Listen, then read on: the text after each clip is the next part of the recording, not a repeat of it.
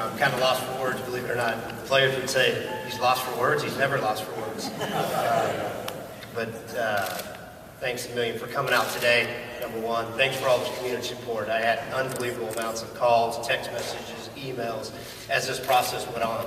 And Ted, I did hire those mafia guys to chase you apart. I can tell the truth now, I got a contract. But the past players that came forward, all the support, and I met with a lot of the community people throughout the time, and it was just awesome. And again, I thank you all and thank the community for what you've done and how you've helped me and obviously my family. It's a great day, and I always tell the guys it's a great day to be a Tiger. But today, it's a great day to be a Verlin and a Tiger. Again, I can't really express myself in those words, but I want to thank, obviously, Dr. Leland for giving me the opportunity, Pam Ibeck, as I met with her and got to know her more. It was tremendous, and she gave me a great opportunity. Coach Thomason, who's in the back, today is his birthday, so let's tell him happy birthday.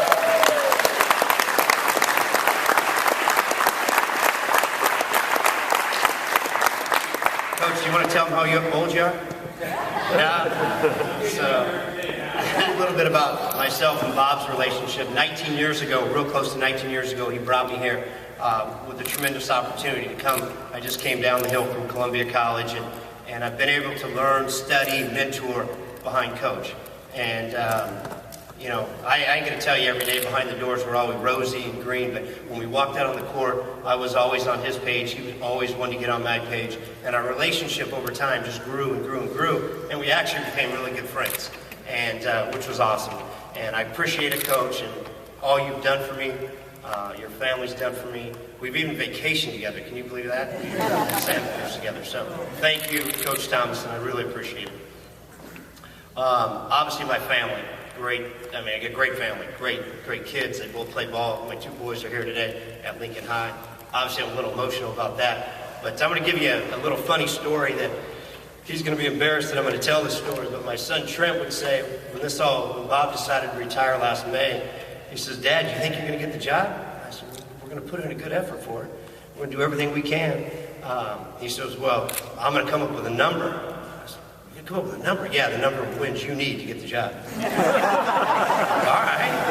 Okay. So as the year went on, we get to 10. You're at 10, but my number's higher than that. You got to keep going.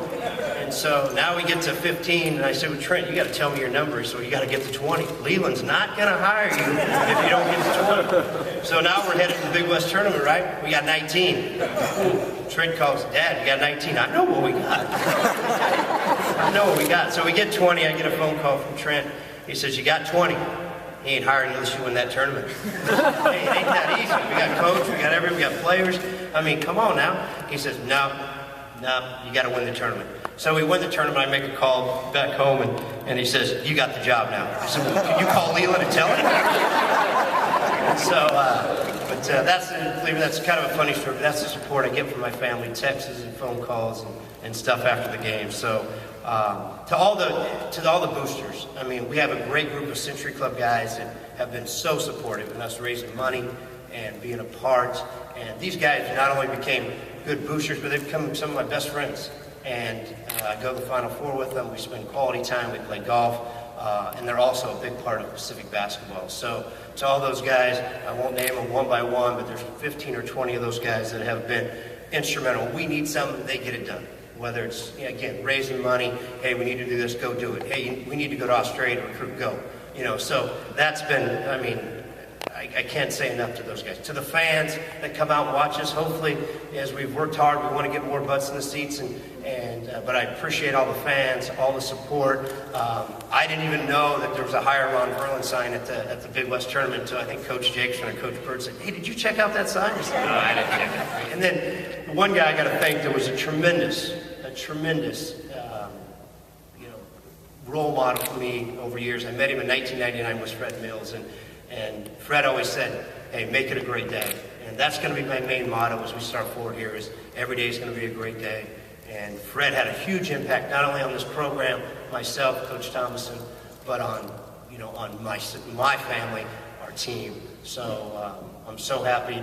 I'm not happy that Fred's not with us, but I'm so happy that this was one of the things that me and him talked about with goals as we worked, that one day that I'd be able to be the head coach of Pacific. So, and then the last part is the WCC. Obviously, we go from a conference that in the Big West that was 21st rated to now a conference that is 10th rated. So our game has to step up. We got a great team back. We got 11 guys back. We lost some great seniors, but we've added a few guys that I'm very proud of.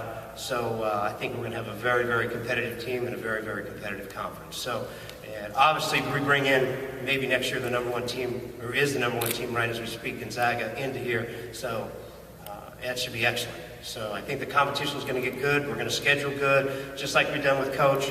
We're going to play hard. We're going to get after it. I think Stockton's a blue-collar town. We're going to be a blue-collar team. I guess I'll open it up for questions. If anybody's got any questions that I can answer about Tiger basketball or anything like that, I'd love to answer. He asked if once we won the Big West tournament, did I feel the job was mine? I don't know. I don't know if I ever did. To the point, I knew it obviously helped, and I told the players this yesterday in a meeting. I said, I thank you guys for the work you've done, and you made it a lot easier. At least you made Ted's decision a lot easier. But you helped me, you helped my family, and I really appreciate that. I knew me and Ted had developed a relationship. He mentioned about kind of my work ethic. I get to the office pretty early. He'd come by, and one morning it'd be 5 minutes. The next morning I'd be standing there with this cup of coffee for him and saying, I want 15 minutes. But I think we built up a great relationship over the last 6 months of just talking. Sometimes it was about life, sometimes about my family, sometimes about Pacific basketball. As you walk down the hallway, almost every morning. So I think I had a good feeling because our talks were going well, and at least I thought they were going well during that time. So, but to totally answer your question, no, I didn't really know until actually Ted offered me the job. So then when he offered me the job, so you're going to take it? And hell yeah. So, obviously, we want to pick up where we've left off. Coach, as Thomason has said, when he got the job 25 years ago, it was one of the worst Division I jobs in the country. And now we're a top 100 program, hopefully headed to the top 50. Obviously, we get in a conference that has some top 50 teams in it, so we gotta be ready to go. But that's my vision is I got 3 things that I really believe in my philosophy, and one is make every day a great day, which I mentioned. Number 2 is trust, compete, and do what's right. And then the last one is start fast, finish strong. So no matter whatever we're going to do, we're going to start fast, finish strong. If it's in the classroom with our players, if it's on the court, we're going to do those things. So, my vision is to win as many games as we possibly can, to compete every year for the conference championship, to get in the dance, and then hopefully make some noise. And, back in that little run that we had from 2003 to 2006, we made some noise in the tournament. And we got a tough draw this year, so it was tough to make a little noise. But if you get the right draw and your matchups are good, you can make some noise in the tournament. So that's kind of my vision moving forward. Yes, the AD to the men's basketball coach. And we've got to spread this out through the community, that we are all family, we are all here together, and that's how we're going to get butts in the seats. The players get out in the community, they do special things, but they paint the town orange and black. They're real excited. Their play will bring people to the stands, there's no question, but it's a one heartbeat mentality, and we want everybody on the same page.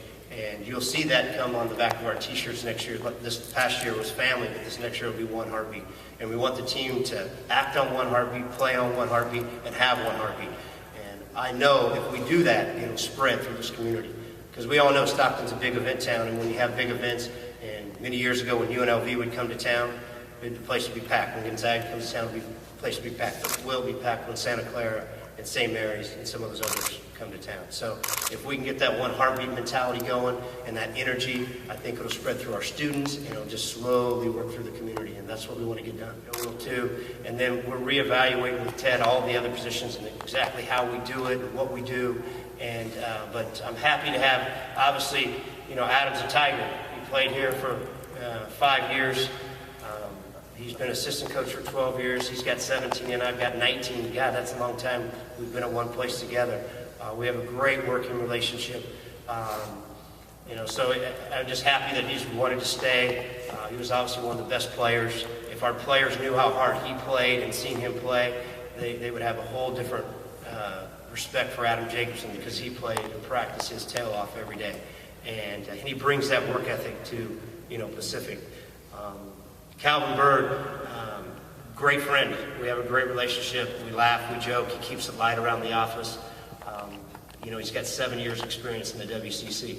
So really when this was coming down, I knew I wanted Calvin with us because he's been in the league.